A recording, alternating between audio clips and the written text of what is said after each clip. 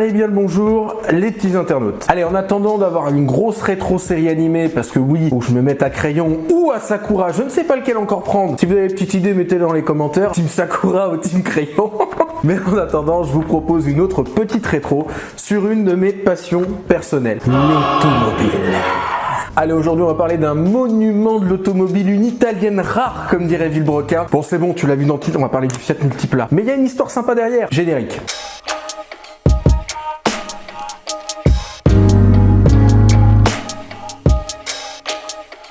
Bon, d'abord, avant de commencer sur l'histoire du Multipla, faut comprendre d'où est vraiment né le concept. Et là, ça remonte quelques décennies avant 98 quand même. Oui, parce que dans les années 50, Fiat a déjà sorti ce type de concept, ça s'appelait le Fiat 600 Multipla. C'était entre 56 et 65 et ça ne s'était vendu uniquement en Italie. Bon, à part quelques exports aux États-Unis, mais c'est vraiment pas grand-chose. Bon, le concept était exactement le même que celui que je vais vous proposer tout à l'heure. 6 places, de la modularité, une gueule pas facile parce qu'il a fallu construire directement de l'intérieur pour aller vers l'extérieur. Allez, passons à la genèse de cette version moderne. L'ère des monospaces bat son plein, nous sommes dans les années 90. Fiat a beaucoup de succès avec ses modèles, notamment la première Punto.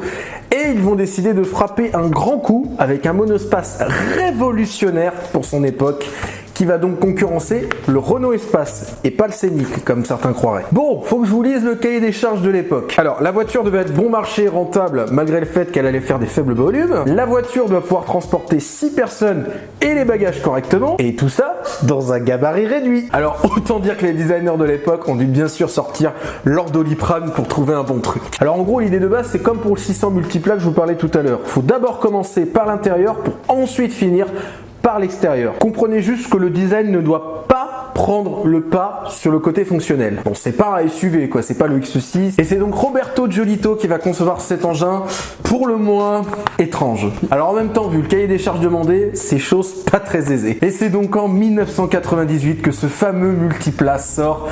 Et autant dire que dès sa sortie, il a fait parler de lui. Et c'est encore d'ailleurs pour son style en fait.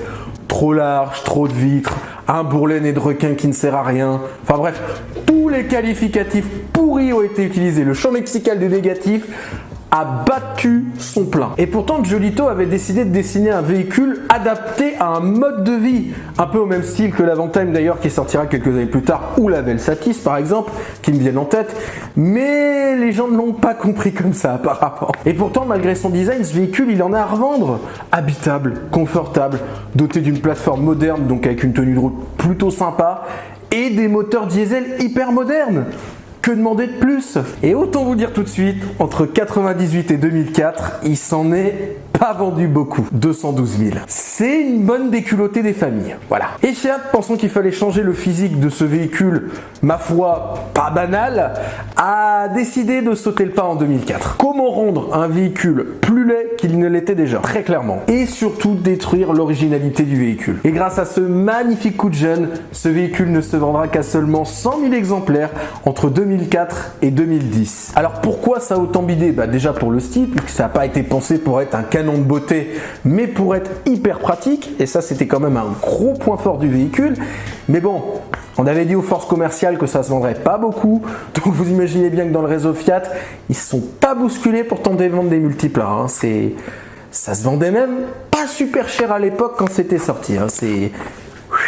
La cote baissait très vite. Puis c'est là le problème, plus le véhicule sort du cadre, plus il est détesté. Et c'est un cercle vicieux qui fait que le véhicule ne peut partir qu'en échec commercial. Il n'y a qu'en Italie où il s'est plutôt bien vendu, en France on en voit quelques-uns mais c'est pas la grande teuf. Et vu que je suis pas journaliste auto, je vais vous laisser directement aller sur des chaînes YouTube comme Villebrequin dont j'ai cité il y a pas longtemps, qui ont fait justement l'essai du Multipla, qui vont bientôt proposer d'ailleurs le projet Multipla. Ils ont récolté plus d'1 million d'euros pour ce projet. Bon, ils vont pas en voir beaucoup de 5 millions parce qu'il y a quand même l'État qui récupère et compagnie. C'est donc un projet fort intéressant, donc je vous invite à aller voir leur chaîne YouTube pour suivre l'avancement de ce projet, mais aussi voir l'essai du Multipla normal pour vous faire une petite idée de ce véhicule. Et vous allez voir, il était sincèrement pétri de qualité.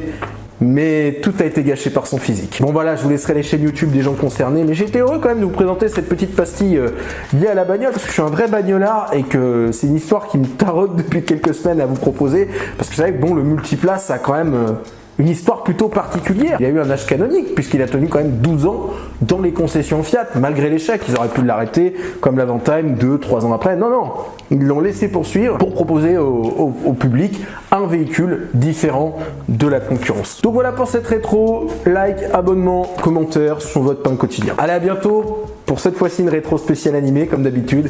Et n'oubliez pas, regardez dans le rétro en prenant du recul.